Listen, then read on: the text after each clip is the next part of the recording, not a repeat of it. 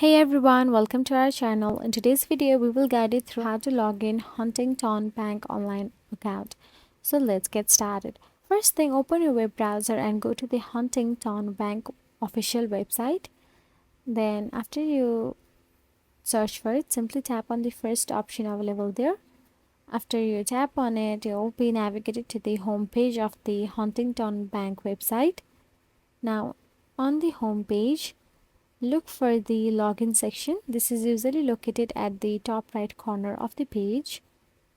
Now in the login section, enter your username or customer ID that you use to access your Huntington bank account. Now below the username field, enter your password associated with your Huntington bank online account. Remember that passwords are case sensitive. Once you have entered your username and password, click on the login or sign up button to proceed and access your account.